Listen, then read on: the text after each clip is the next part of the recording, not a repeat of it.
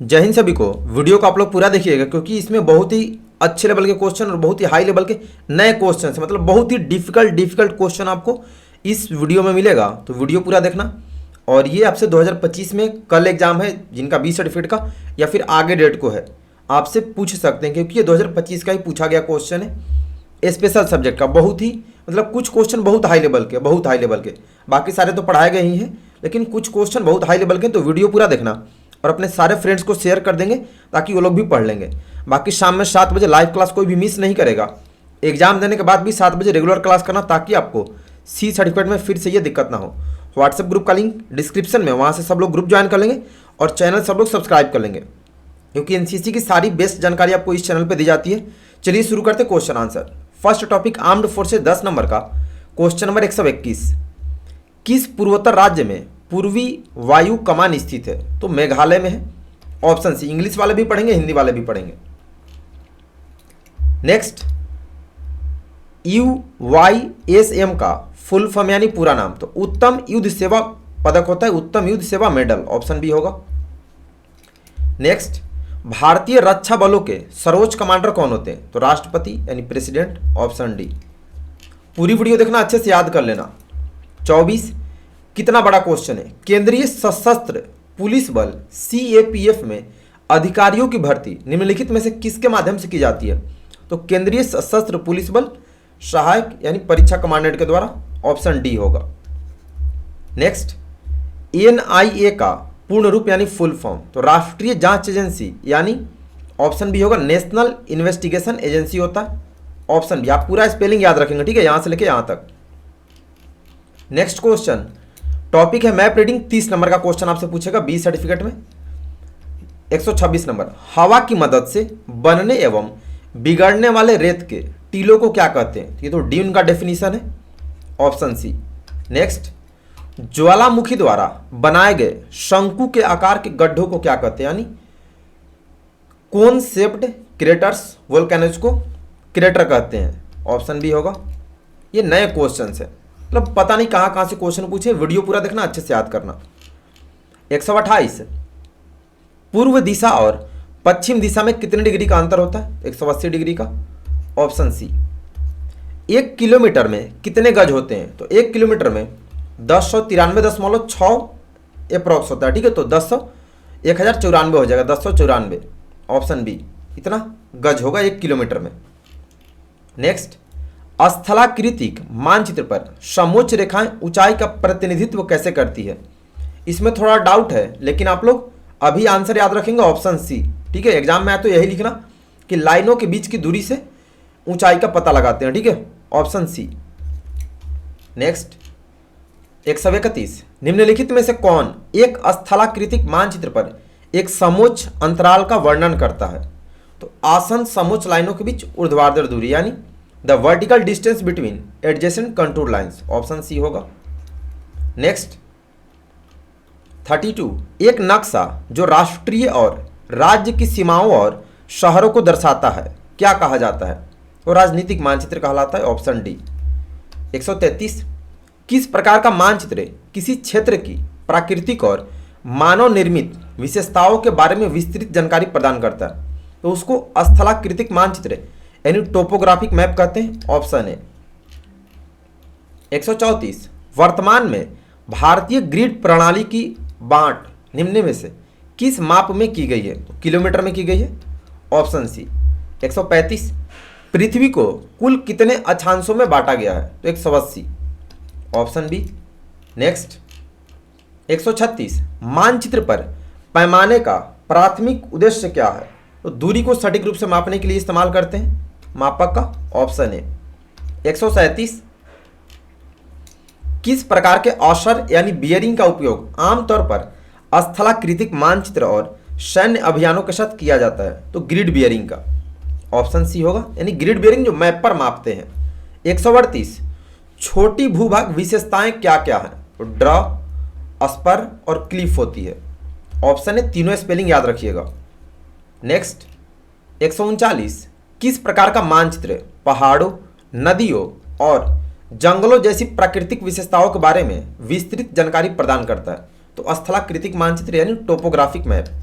Option है 140 मानचित्र का शीर्ष यानी सबसे ऊपर वाला आमतौर पर किस दिशा को इंगित करता है? तो उत्तर दिशा होता है सबसे upper part of map, option है।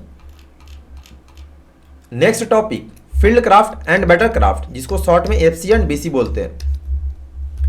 स्पीयर हेड फॉर्मेशन में अंत में कौन होता है? तो LMG-2 होता है, ठीक है, सबसे लास्ट में स्पीयर हेड फॉर्मेशन में, ऑप्शन बी।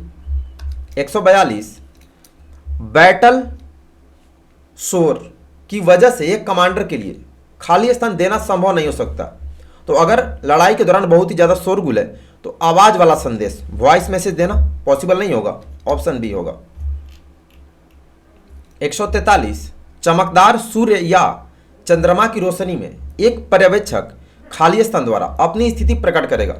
तो चंद्रमा और सूर्य की रोशनी के कारण जो शैडो बनता है, छाया, ऑप्शन बी होगा। 144 छुपाने का उद्देश्य क्या है? मतलब कंसीलमेंट किस लिए करते हैं? तो ये प्रोटेक्शन के लिए करते, खुद को उस जगह के मुताबिक ढलने के लिए, सुरक्षात्मक, ऑप्शन बी होगा। 145 मृत भूमि में चलने वाले दुश्मन को खाली स्थान का उपयोग करके इंगेज कर सकते हैं, यानी डेड ग्राउंड में। तो अप्रत्यक्ष फायरिंग हथियार यानी इनडायरेक्ट फायरिंग वेपन से, ऑप्शन बी होगा।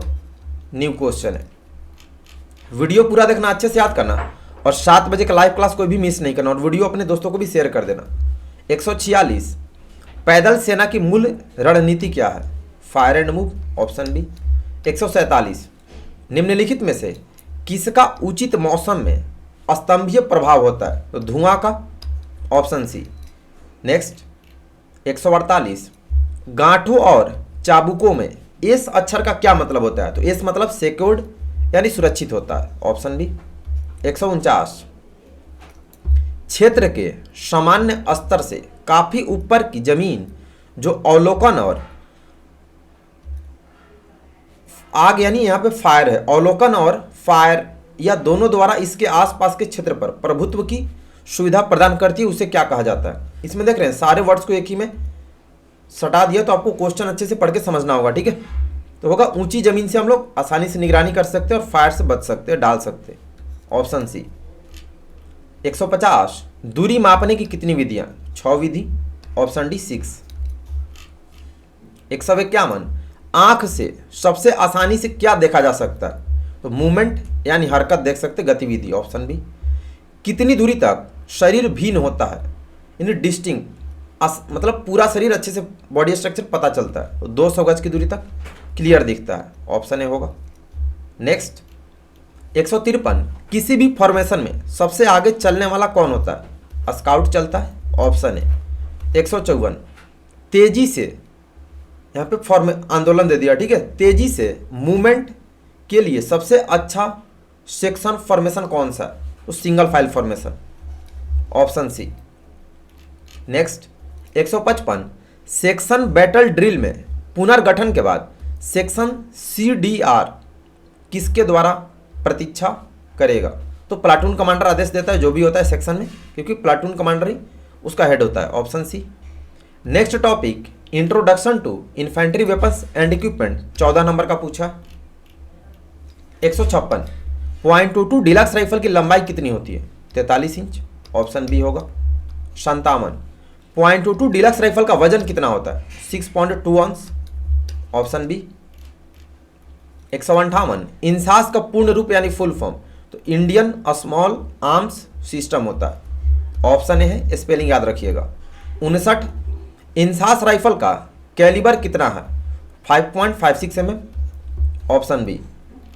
160 84 mm रॉकेट लॉन्चर का बैक ब्लास्ट एरिया कितना होता है? तो 20 मीटर होता है, ऑप्शन बी। 161 7.62 mm LMG का तिपाई वजन यानी ट्राईपॉड पर LMG का वेट पूछ रहा, MMG का सॉरी, मीडियम मशीन गन का, तो 11.2 kg होता है, ऑप्शन है। 162 30 mm ऑटोमेटिक ग्रेनेड लॉन्चर की रेंज क्या है? इसका आंसर नहीं पता है फिलहाल, आप लोग ऑप्शन सी याद रखेंगे, ठीक है। Next topic military history 63 Bharat में बारूद का प्रयोग करने वाला पहला व्यक्ति कौन था? बाबर ने किया था, ऑप्शन ए। 64 ताशकंद घोषणा पत्र भारत पाकिस्तान युद्ध के बाद हुआ? तो 1965 युद्ध के बाद ताशकंद समझौता हुआ था, ऑप्शन बी। 165 उस जनरल का नाम बताइए जो जनरल मानेकशॉ के बाद थल सेना अध्यक्ष बना। तो जनरल गोपाल गुरुनाथ बेबूर बने थे, ऑप्शन सी होगा, नाम याद रखिएगा, न्यू क्वेश्चन है।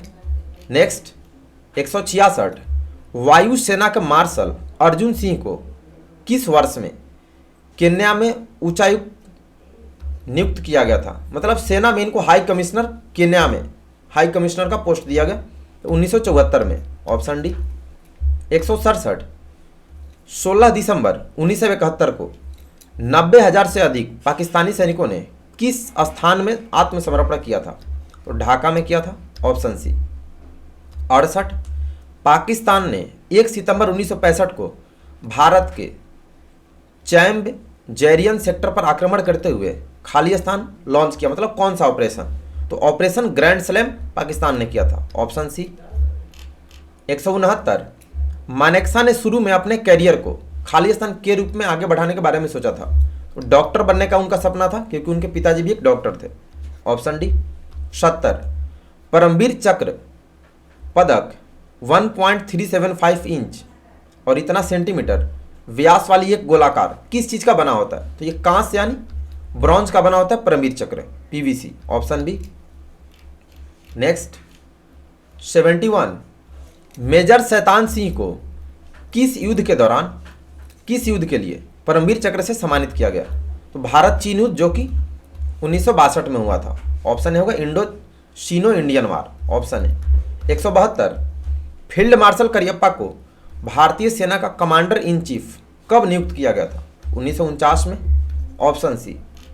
Next last topic communication, 6 number का पूछा। 73 नंबर पुनरावर्तक के बिना वॉकी टॉकी की संचार सीमा क्या है? मतलब रिपीटर के बिना। तो इसमें भी थोड़ा डाउट है, लेकिन आप लोग ऑप्शन बी याद रखेंगे, 5 से 10 किलोमीटर, ठीक है। 174 लाइन संचार में निम्नलिखित में से किसका उपयोग किया जाता है? केबल का करते हैं, ऑप्शन सी। लास्ट 175 संचार के 2 प्रकार कौन कौन से हैं? Types of communication, line communication और रेडियो कम्युनिकेशन, ऑप्शन ए होगा। तो ये था पूरा इसका स्पेशल सिलेबस। क्वेश्चन अच्छे लेवल के, आपको एक बार 2 बार अच्छे से रिवीजन कर लेंगे और अपने सारे फ्रेंड्स और एनसीसी ग्रुप में शेयर कर देंगे। जिन लोगों का बी सर्टिफिकेट का एग्जाम है, 7 बजे क्लास, एग्जाम देने के बाद भी रेगुलर कीजिएगा। ये क्लास पूरे ईयर चलती है, ठीक है, आधे घंटे फिर क्लास चलेगी मार्च के बाद। तो 7 बजे कोई मिस नहीं करेगा पूरे टाइम, क्योंकि जो आपको दिक्कत अभी हो रही है, 2 दिन पहले पढ़ने आ रहे हैं एग्जाम के, तो सी सर्टिफिकेट के लिए रेगुलर क्लास करेंगे 7 बजे, ए ग्रेड सभी का आएगा। और फर्स्ट ईयर वाले कैडेट्स को बता देंगे, व्हाट्सएप ग्रुप में भी ऐड करा देंगे, ग्रुप का लिंक डिस्क्रिप्शन में, आप भी ज्वाइन हो जाएंगे। और जो लोग नए चैनल सब्सक्राइब कर लेंगे, फर्स्ट ईयर कैडेट्स को बता देंगे अभी से 7 बजे क्लास करेंगे। आपके जूनियर है तो उनको भी गाइड करना है और खुद भी पढ़ना। तो मिलेंगे शाम में 7 बजे लाइव क्लास में। जानकारी कैसे लगी कमेंट करके बताना और वीडियो को शेयर कर देंगे। अभी के लिए इतना ही, सभी को बेस्ट ऑफ लक, धन्यवाद, जय हिंद।